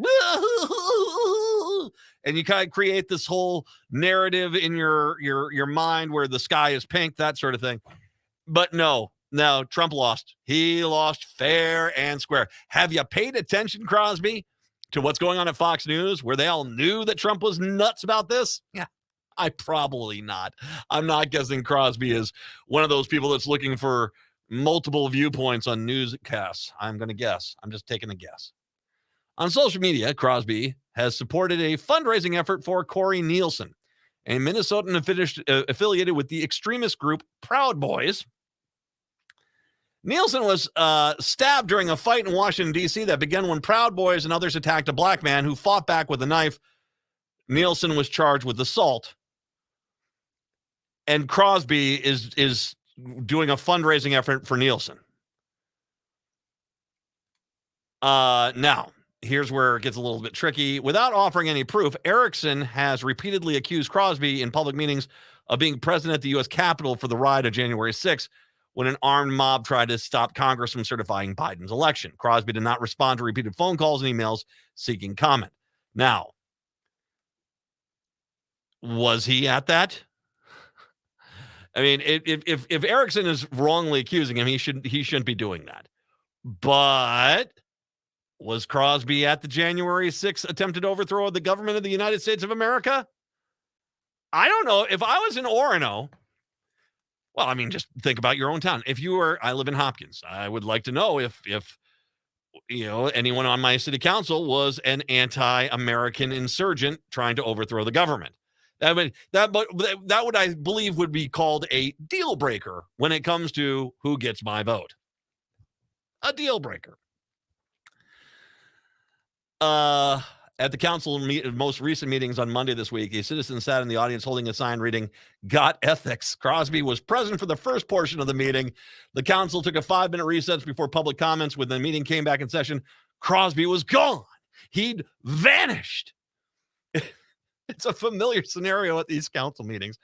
For the past 3 months, Crosby has repeatedly exited the council chambers before public comments, absenting himself from Erickson's attacks. He's a magician. Voila! I'm not here. Wow.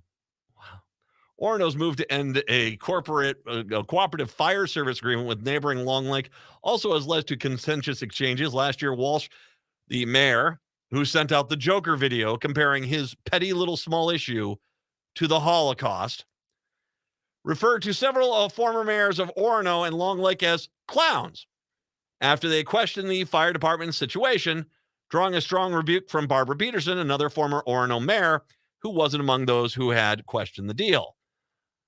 "I'm referring to you as Mr. Mayor because I respect your office, not you," Peterson said to Walsh. "I was thoroughly embarrassed to witness and watch the video of last city council meeting." Who wants to go? We need to get like a crew to go to the Orono city council meetings. We need to get and kind of shame who's the other guy, the Crosby, when he tries to leave. Oh, shame. Other bitter exchanges have occurred between Walsh and citizens seeking more information on controversial land deals that have ceded or proposed to cede city-owned land to private citizens and groups. Benson said the ongoing battles have created a chronic loss of confidence in the council among Orono residents. Oh, I think that's a fair assessment. "It matters how we elected officials treat everybody, and we need to hold ourselves in high standards," she said. "Our community needs this to be addressed." Yeah, it does. God, you got a mess out there in Orono. You got, you know, what this feels like to me is you get places where it's a small town and, there's, Big Earl Johnson is basically in charge of this town. And, that's unfortunately kind of the way things are. One, it's not going to work in Orono because you're not dealing with for two reasons. One, it's not the one or two wealthy people basically beseeching what happens with the rest of the community. Not in Orono or Long Lake or any of the surrounding communities. You got a lot of wealth over there. The other thing is you're not in the rural part of the state anymore. You're part of the Twin Cities metro area. I know you might not admit that, but it's true. You're part of the Twin Cities metro. And so this is just now it looks pathetic. It's no longer this, "I'm the big guy in town. I walk with a big stick." Now it's just who's the weirdo with the Joker videos?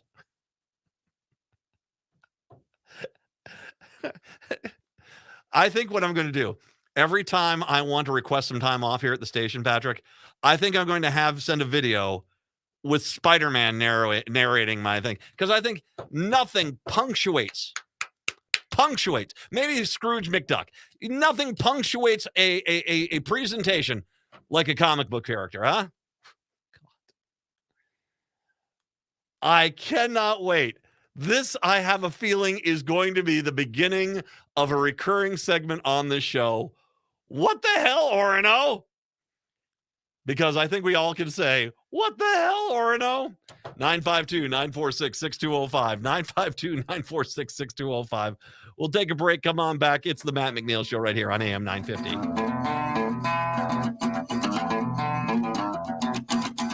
The Senior Linkage Line is a free statewide service of the Minnesota Board on Aging, helping older Minnesotans and caregivers find answers and connect to services and supports. Questions about Medicare, transportation, looking to move to senior housing, overwhelmed with prescription drug plans? Call the Senior Linkage Line at 800-333-2433 or visit trellisconnects.org, where we help people optimize well-being as they age. That's trellisconnects.org. Hey, it's Patrick. Improve your air quality and health because Zero Res is the only choice for a true clean that lasts longer. 1 in 5 Americans suffer from poor air quality in their home and or their office. HVAC systems carry harmful particulates and promote asthma, hay fever, and allergy symptoms. A clean HVAC system promotes a healthier indoor environment, which contributes to productivity, comfort, and a sense of health and well-being. Zero Res uses the most technologically advanced duct cleaning process available. The best part? We can install an air purification and filtration system on the same day. Instead of letting these pollutants linger, get your air duct Zero Resified. This month, get 3 rooms Zero Resified from the Twin Cities' #1 carpet cleaner starting at just $129 and take $75 off your air duct cleaning. Call Zero Res right now, 952-ZERO-RES, or go to ZeroResMinnesota.com and ask for the AM 950 special. Zero Res. Turn to Auto Technical with your vehicle donation. Even though Auto Technical is a small nonprofit, we have helped more families with transportation than any organization in Minnesota. Since '94, we have reconditioned donated vehicles so they have a higher tax benefit. Call Richard at 612-919-5526, 612-919-5526, or autotech.org. Replacing your appliances can be daunting. Unstaffed superstores, confusing product reviews, and higher prices. It feels like the cards are stacked against you. But at Warner Stellian, the only thing we stack are the savings. Right now, save an extra $50 to $500 on each new appliance on top of instant savings. Then get a bonus for each extra appliance you add for up to $500. And you'll save time with our specialists. From shopping to free professional delivery. Stack savings you can't get elsewhere from Minnesota's appliance specialist, Warner Stellian. With your AM 950 weather, I'm Brett Johnson. Look for cloudy skies today with a high near 30, tonight cloudy with a low around 20, and Friday cloudy with a high around 36. Come visit the award-winning Hazel's Northeast in Minneapolis for breakfast, lunch, dinner, or weekend brunch. For breakfast, try the slow-cooked brisket hash, hippie cakes, and meat waffle, while for lunch, enjoy favorites like the veggie burger or beet salad. Located off 29th and Johnson and at hazelsnetogo.com.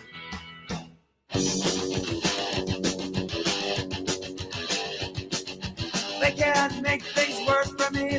AM 950, the progressive voice of Minnesota. I wish I had a chance to go see Agent Orange back in the day, man. Oh, I would have loved that. 952-946-6205, 952-946-6205. I'm going to talk about the story about the Metro Transit and Light Rail and the need for an update on policing of the light rail. But I want to remind people of a story that I had here, which the response blew me away. I was talking about, we were going on out as a family. We're driving down University Avenue. We got to Snelling, and we're going to head north towards kind of the fairgrounds area that way. And I stopped at the intersection there, and there's a woman there on the center median holding a sign saying, "Please help, anything is appreciated." And I have in my car a box of granola bars, and just for this case. And I rolled down the window. I said, "Here you go." And the woman screamed at me. It's like, "I don't want your food. I want you to give me money." And she just, and got really angry with me. And I talked about this, and I said, this is one of those cases where it's you want to do the right thing, but it's stuff like this that makes people not want to help people. And I brought it up because of that I think a legitimate statement is that I'm trying to help you, and here it is. I'm being kind of told, no, that unless it's a specific kind of help, I don't want it. Which, okay, your sign said anything appreciated, and then I took a litany of grief from people saying, "Well, that was such and such," and I'm going to just use the Mary or whatever. "That was Mary. You should have been nicer to her. You should have helped her out. You should have done these things." Okay, clearly my interaction with her showed there was some level of disconnect. She clearly needs help. I live in Hopkins. I don't live over on University in Snelling. You know her. You know where she is. For goodness sakes, get this person help.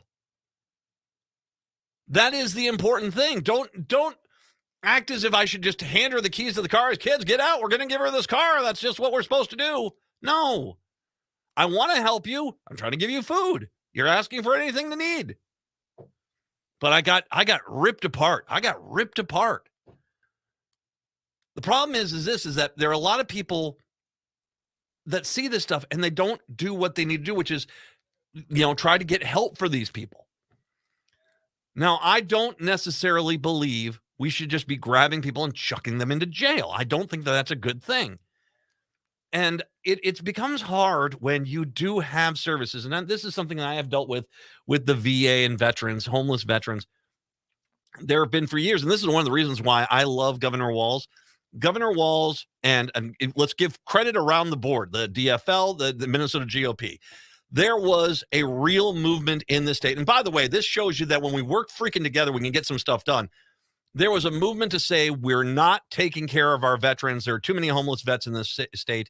We need to do things. And they made some changes and built some new programs and took some new initiatives, and they have dramatically decreased the amount of homeless vets. That's what I love. And once again, around the board, Governor Walz, the DFL, and the Minnesota GOP, because there's a lot of GOPers that were involved in that, and that is a good thing. We work together to solve the problem. It's not about just chucking people into jail and forgetting about them, nor is it about ignoring people or then shaming the people that are trying to help them, but they're not helping them in the way that we should. It's not a surprise that the light rail trains are a respite in winter in Minnesota for people with issues. There have been a lot of problems. There have been some crime issues, some drug issues. There are people just sleeping on there. We have to address this. And just shrugging our shoulders and acting like nothing is going on, that's not doing us any good. The light rail system is a good initiative. It's a good public works project. It gets people around. But it's not going to do us any good if we do not have some basic level of control of what's going on in these trains. And we're having the same discussion about what's going on at Harding High School, for goodness sakes. You have to have some level of coordination of what's going on, not just chucking people in jail. And it sounds like people are trying to figure out ways to do this. Adrian Kilgannon, who is Down syndrome, told a panel of lawmakers on Thursday he stopped taking Metro Transit light rail after a woman wearing only a towel smacked him in the head with a shoe and spit in his face February 3rd. He'd ridden the rail since 2014 to get to his job at a cafe, not anymore. I need to be safe. Pardon me a second here. I need to be safe.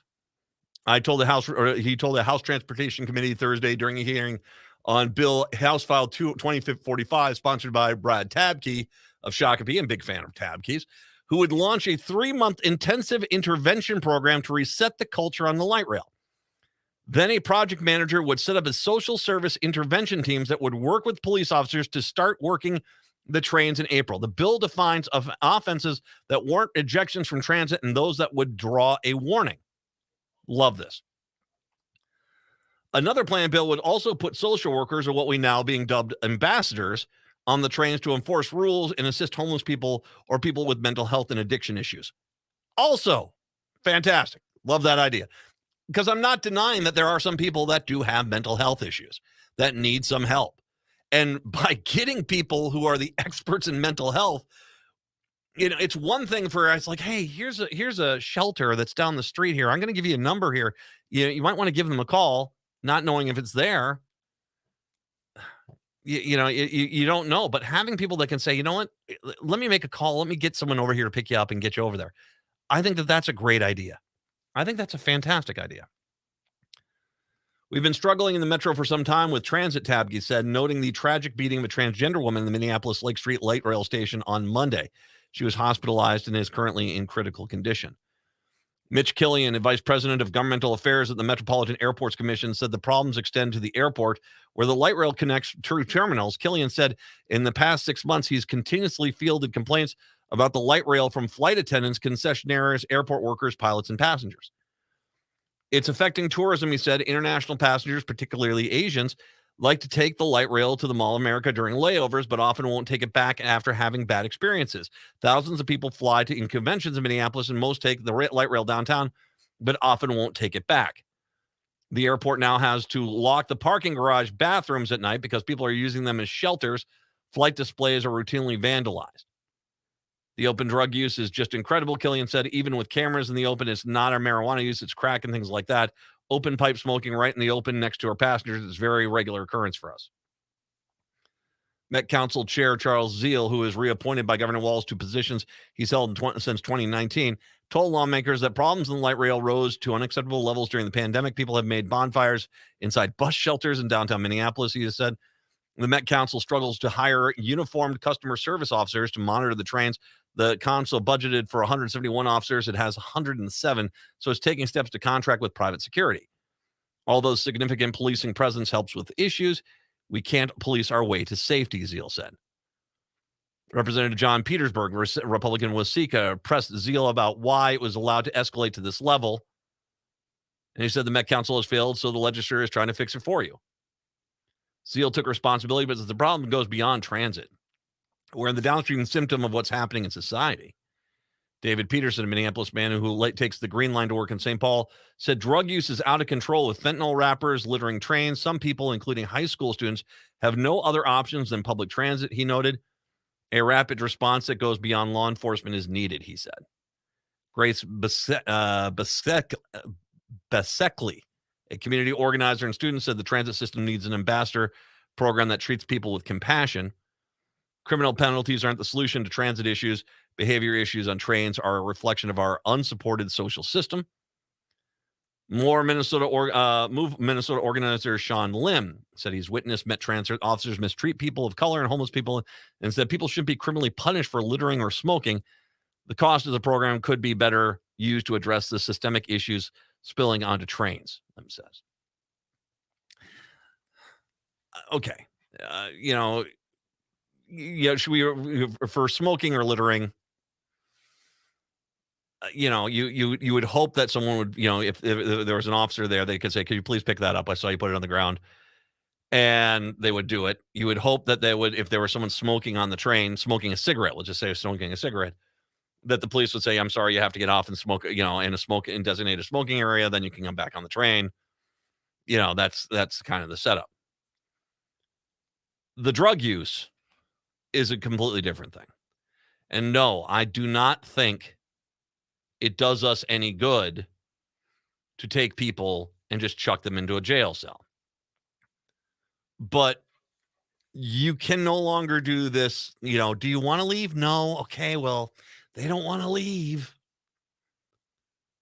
I think what you have to, at the very least, is get those people off the train.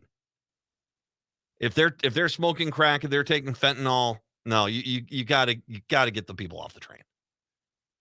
At the very least, they're not allowed on the train. That's done.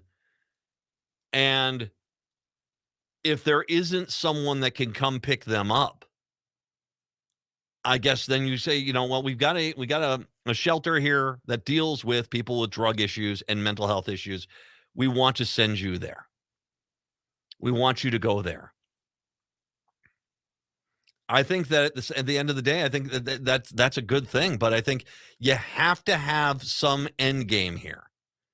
And what happens, and I can do the hypotheticals like anyone else, what happens when they say, no, I don't want to go to there?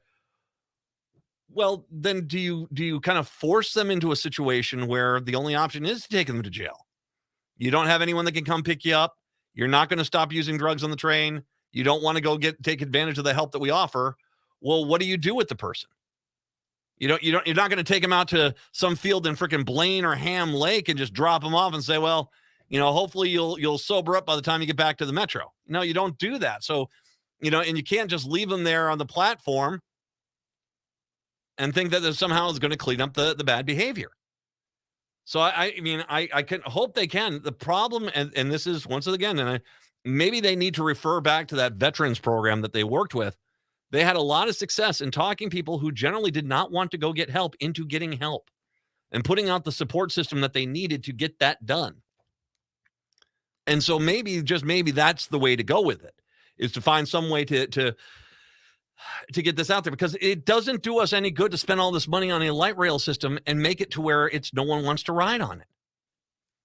And if you have people, and I'm sorry, if we had a building downtown and someone came in and started smoking crack there, would anyone have any problem with us throwing the person getting thrown out of the building? Of course not. You're going to have issues with this in regards to the you're going to have issues with this in regards to people that were always going to skirt the law. And then going back to winter, it's winter. People are going to always try to find some place to be warm. I remember when I worked as a baker long time ago in the morning at a coffee shop that no longer exists. And I would go out there and do that. And it was one of the things which was hard was you'd have homeless people come on into the coffee shop and just sit there and then fall asleep. And, I don't want to put you out, but I can't have you sleeping in the coffee shop. And so we actually went and got flyers from the local shelters and said, here, call them, go see them. They can help you. Don't know if anyone ever did, but at least we gave them some information. It's you're talking about a private business. You're not going to demand of private business allow people to, roll open sleeping bags in the middle of the floor and get some sleep. I mean, it's just, you have to do something here to make sure the system stays fair. Jerry Hong, a math teacher who lives now in St. Paul but teaches in Edina, began taking the light rail to 2 buses to get to work. An over 2-hour journey one way when her 23-year-old beater car broke down, couldn't afford a new one. There have been times on the bus where I've feared for my safety. I've been verbally harassed. I've witnessed physical alterations. But despite what I've experienced, I still believe in the expansion and betterment of public transit in Minnesota. Communication director for outreach for Move Minnesota says he uses the transit for everything, even though it sometimes takes 3 hours to get to work. He doesn't fear for his safety, but pays for his mother to take an Uber rather than transit. I don't know what to say to people that feel unsafe. The women, those with disabilities, the elderly, they tell me about their fear. What can I say? If you go to the Lake Street station and look down the elevator shaft, you see it's full of needles, said the Ryan Timlin, the president of Amalgamated Transit Union Local 1005, said there are enough workers to keep the system clean with dealing with societal problems. Some of the workers who clean up the stations have had to defend their very lives, he said. Bus operators are suffering from post-traumatic stress disorder after being pressured to back to work before they're ready to go. Calls to Met Transit open during drug markets to go about open drug markets go unheeded. This is a massive problem.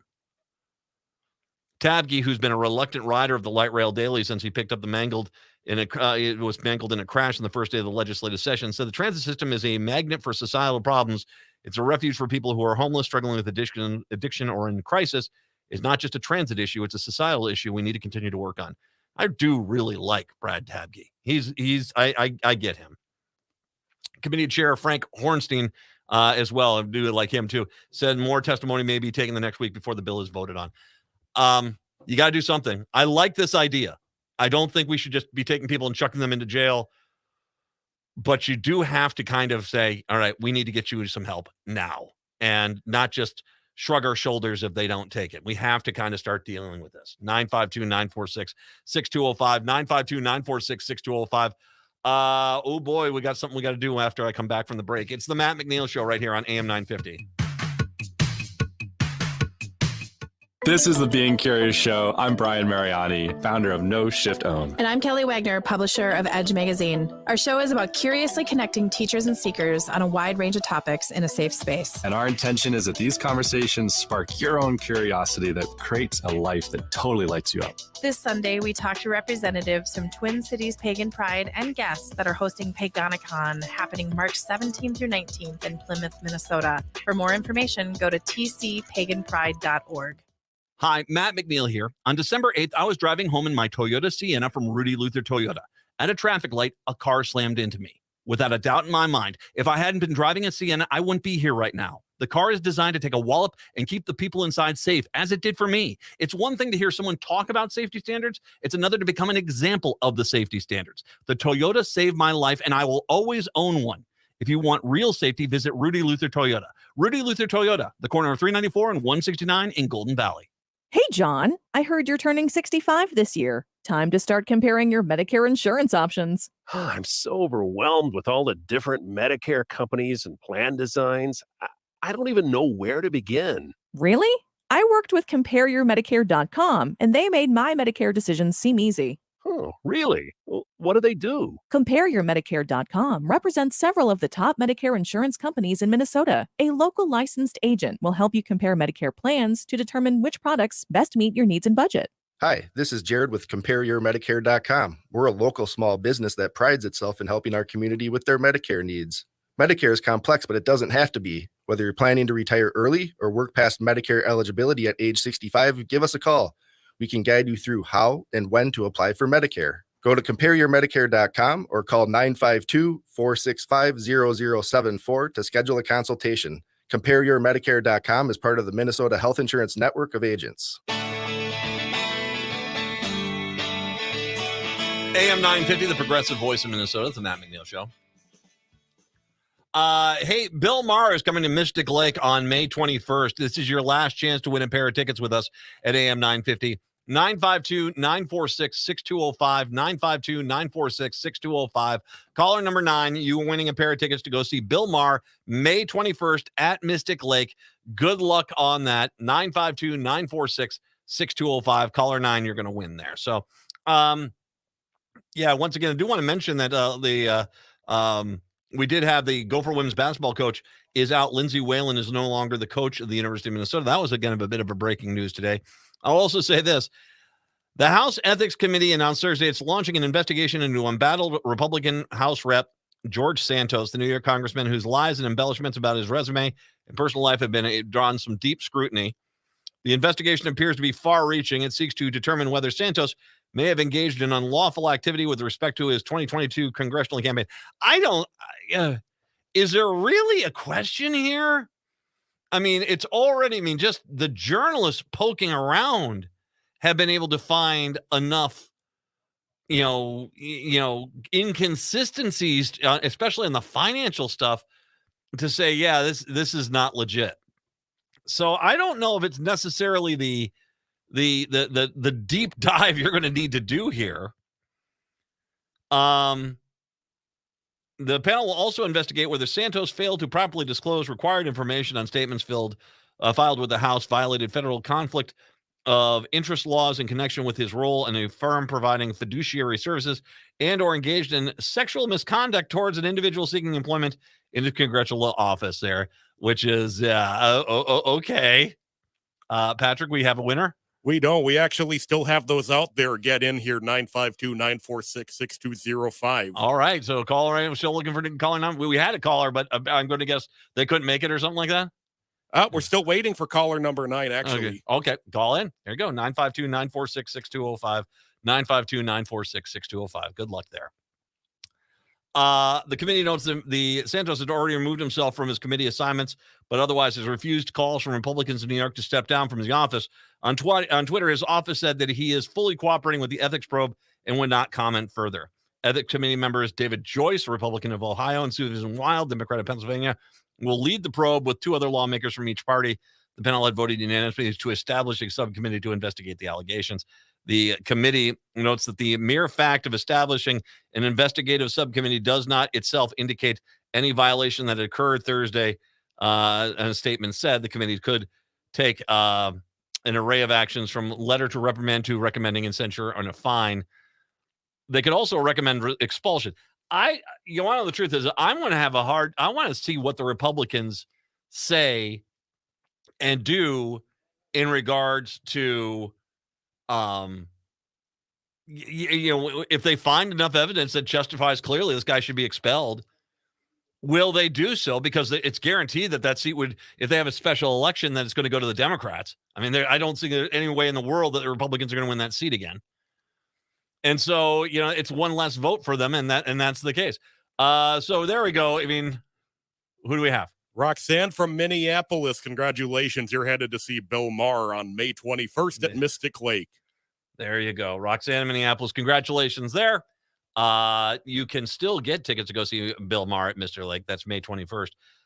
Go out there to Mystic Lake Casino, and you can get your tickets there. Should be a good show. He does a very... it's interesting. I said, I've been listening to the Smartlist podcast with him on there, and he very much still considers himself. He doesn't consider himself political. He just is. He's a stand-up comedian that he does political stuff, and so he does pretty good stand-up too. Very enjoyable stuff. So you go out there, enjoy that May 21st. And by the way, a funny story. So when I was down at the Iowa State Station, we had a spring break giveaway. And we basically we basically decided we're going to do that. You could call in. You had to be caller number, I think it was 103, to be the caller, to be the winner. And so, of course, we have all these college kids calling in. They're all calling in like crazy. Calling in. I got to about 95, and they stopped. Not a single call. Eventually, some guy calls like, "Hey, there it is! There we go, winner! Hey, you did it! Yeah, go!" Oh, the comic nature of radio. It always works that way, doesn't it? Native Roots Radio coming up in the 6. We are back tomorrow. Have a good one. Till then, see ya. Hi, this is Ken Hageland, host of Living Healthy and Aging Well, inviting you to listen to our live call-in talk show airing every Saturday from noon to 1, where we talk